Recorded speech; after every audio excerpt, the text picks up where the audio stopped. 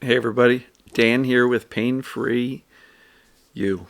Today I wanted to talk about this concept. You can't change where you are or how you got here. All right, so I'll continue that thought in a minute. Hope everybody's doing well. Got Finn over here. Hey buddy. Psst, psst. What are you doing, buddy? Hey.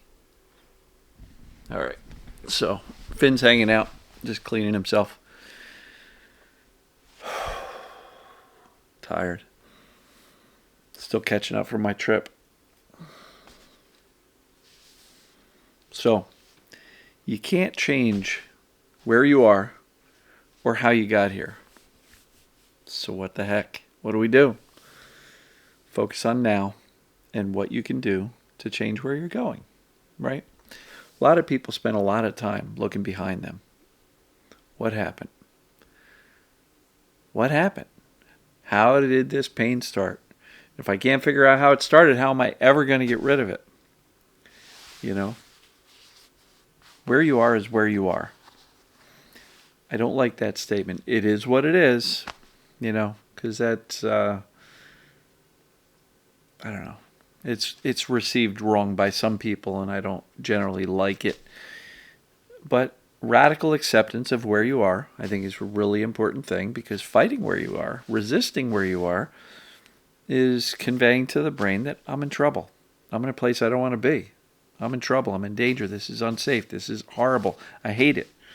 We can't change where we are right now. We can change where we're going. And we can't change how we got here.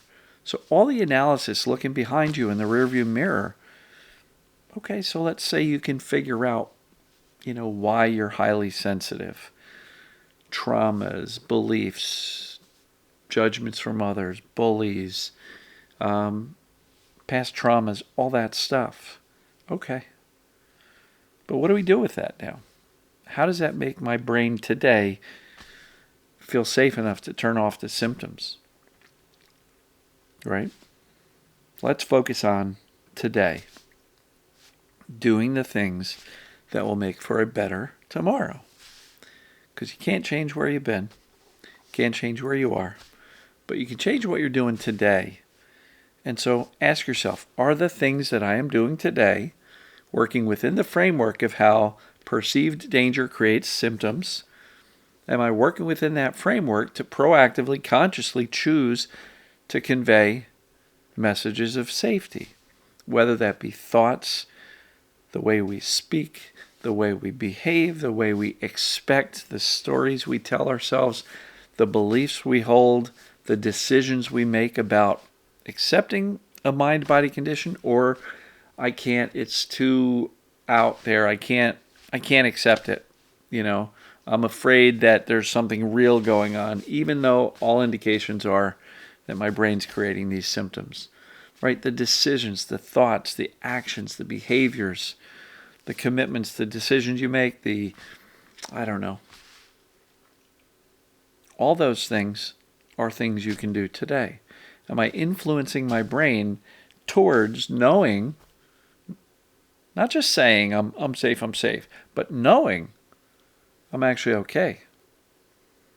Because going through the motions and saying, I'm being indifferent when you're terrified, or saying I'm safe when your brain goes, no, you're not. You're acting as if you're terrified. We can't go through the motions. We have to get down to the foundation. We have to start to really, truly, deeply understand this thing called perceived danger that's causing these symptoms. When we have that and we understand what creates all this stuff, and we have done, guess what? The assessments. Yes, I'm talking about the assessments again. Is this TMS.com? I like the FIT assessment. When you go to the page, is this TMS.com, you will see bulleted items, 19 questions for each symptom you want to clarify. Is this a mind-body condition? Answer those 19 questions, and if there's one or more true answers, then you're in the right place. You can reverse these symptoms. You can teach your brain that you're not truly in danger and that it's a false alarm. So You really can't change where you are now, despite how much you want to. But you can change where you're going. You can change how you respond to where you are. You can change what you believe about where you are. Looking in the rearview mirror to go, okay, I get it. A little bit of introspection, self-reflection, going, yeah, it makes sense. I went through some really tough times a few years ago. This was going on, that was going on. Was really stressed out, overwhelmed, didn't know how I was going to handle it. Symptoms started. Then I got sucked into this vacuum called the medical system, going to doctor, treatment, medication or not. Everything about that process can be fairly traumatic. I call that medicalization, where you're traumatized by the medical system. And then you're in this rabbit hole of fear and worry and anxiety and attention on the symptoms and everything else. And I think a lot of times what started the symptoms has nothing to do with why they continue and persist. The hard belief that I'm busted and broken and messed up and sick and unhealthy is likely what's keeping you in those symptoms. Fear and attention. Those are the two things that, in my opinion, take a symptom and make it persistent or chronic. So if you want to have a symptom be no longer chronic or persistent, we have to take away the fear and the attention. Well, you can't take away attention from something you are terrified of. So we got to work on the fear. With what? Accurate knowledge. I'm really not broken. My brain just thinks I am. So if I fix that misinformation, that will allow me to start dialing down the fear. And when we start dialing down the fear, we will be much more able to shift our attention away from this thing we're afraid of. You can't turn your back on something you're terrified of. You just can't. If you're terrified of your symptoms, saying, engage in life, don't worry about the symptoms, you won't be able to because you're still terrified and you can't take your eyes off of something you're terrified of. But you can, with accurate information, you can fix the misinformation that's caused that fear, that's caused the terror. We can start to change our stories that we tell ourselves. We can stop terrifying ourselves with the way we describe our experience. Sick, broken, attacked, out of nowhere, kicked me. All these very descriptive adjectives and verbs that we utilize to describe our experience. Words like I'm sick, I'm unhealthy.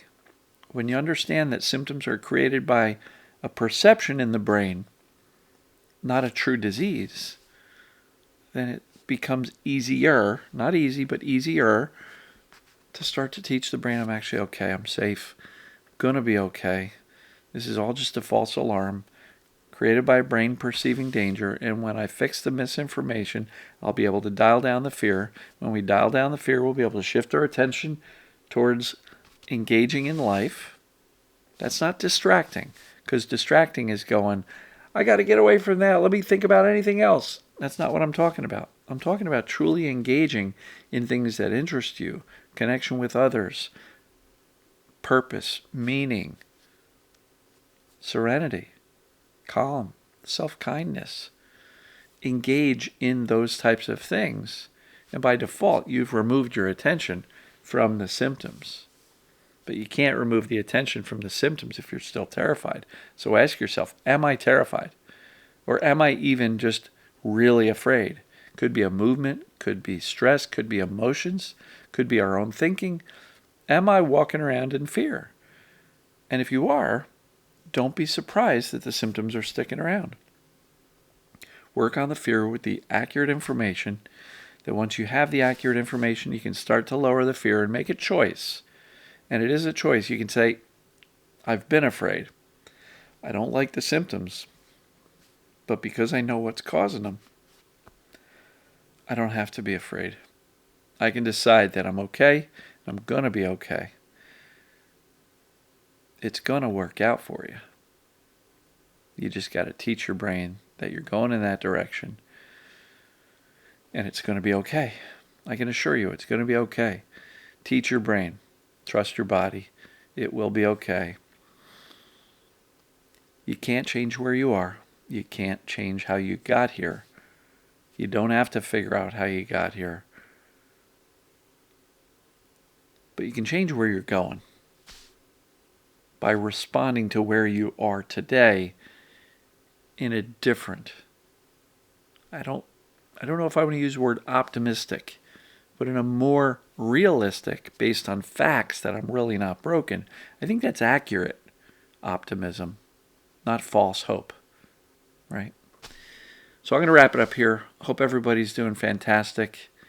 You can't change where you are, and you can't change how you got here, but you can change how you respond to it, how you think, the decisions you make, and the direction you're pointing.